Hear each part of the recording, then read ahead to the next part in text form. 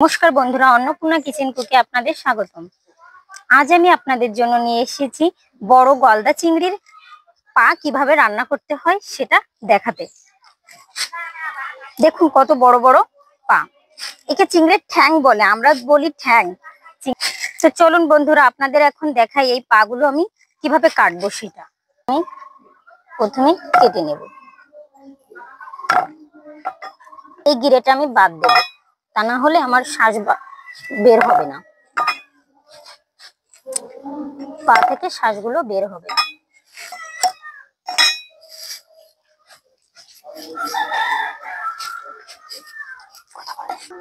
দেখুন বন্ধুরা, একে একে আমার সব ঠ্যাংগুলো কাটা হয়ে গেছে। তো চলুন বন্ধুরা, এগুলো আমি এবার ভালো করে ধুয়ে পরিষ্কার করে নেব জল দিয়ে। দেখুন বন্ধুরা, আমি চিংড়ির পাগুলো ভালোভাবে ধুয়ে পরিষ্কার করে নিয়েছি।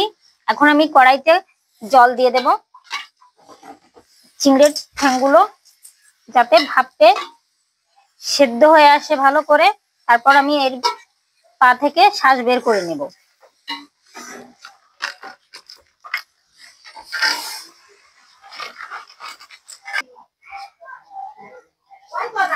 দেখুন আমার জলটা ফুটে এসেছে। এখন আমি একটু নাড়িয়ে দিয়ে দেখবো যে ঠ্যাংগুলো লাল লাল হয়ে আসছে কিনা। সেদ্ধ করা হয়ে গেছে, এখন আমি নামিয়ে নেব।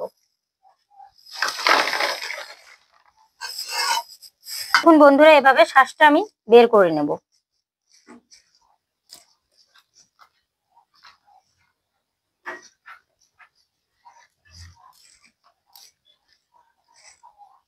এভাবে একে একে আমি সবগুলো শ্বাস বের করে নেব।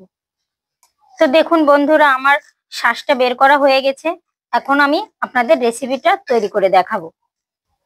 তো দেখুন বন্ধুরা, চিংড়ির পায়ে শ্বাস বের করে রান্না করার জন্য আমাদের কি কি উপকরণ লাগবে। উপকরণগুলো হচ্ছে পেঁয়াজ বাটা, রসুন বাটা,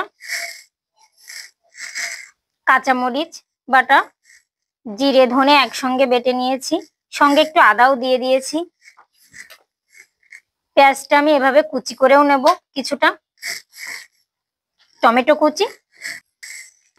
কড়াইটা আমার গরম হয়ে গেছে, এখন আমি কড়াইতে সাদা তেল দিয়ে দেব।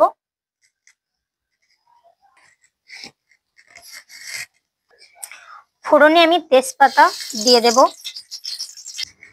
সাথে আমি জিরা ফোড়ন দিয়ে দেব, আর কুচিয়ে রাখা পেঁয়াজগুলো দিয়ে দেব। পেঁয়াজটা দিয়ে আমি একটু নাড়াচাড়া করে দেব। বাটা পেঁয়াজটা দিয়ে দেব, রসুনটাও দিয়ে দেব। এখন আমি শুকনা মরিচ বাটাটা দিয়ে দেব, কাঁচা মরিচ বাটাটাও দিয়ে দেব, ধনে আদা জিরে বাটা দিয়ে দেব, কুচি করে রাখা টমেটো গুলো দিয়ে দেব, হলুদ গুঁড়া দিয়ে দেব পরিমাণ মতো, নুন দিয়ে দেব। মশলাটা ভালো করে কষানোর জন্য সামান্য পরিমাণে জল দিয়ে দেব। তো মশলাটা কষানোর সময় আমি সামান্য পরিমাণে নারকেলের দুধ দিয়ে দেব। এটা অবশ্যই দিতে হবে, এটা দিলে বেশি স্বাদ আসবে। মশলাটা কষানোর সাথে সাথে যাতে আমার চিংড়ির পা গুলো কষানো হয়ে যায়, তাই আমি এখন দিয়ে দেব এর ভিতর।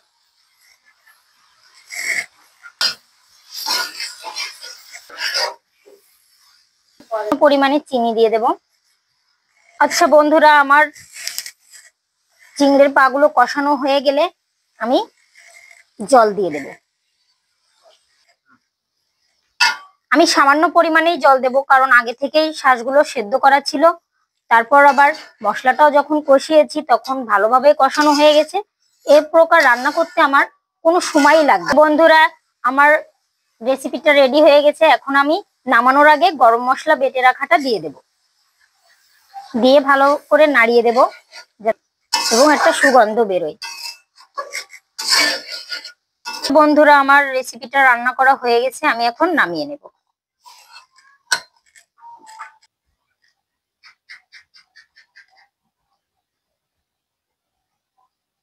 তো বন্ধুরা, আজ আমার এই অসাধারণ রেসিপিটা আপনাদের কেমন লেগেছে? যদি ভালো লাগে এরকম নতুন নতুন রেসিপির ভিডিও পেতে আমাদের চ্যানেলটি অবশ্যই সাবস্ক্রাইব, কমেন্ট ও শেয়ার করবেন।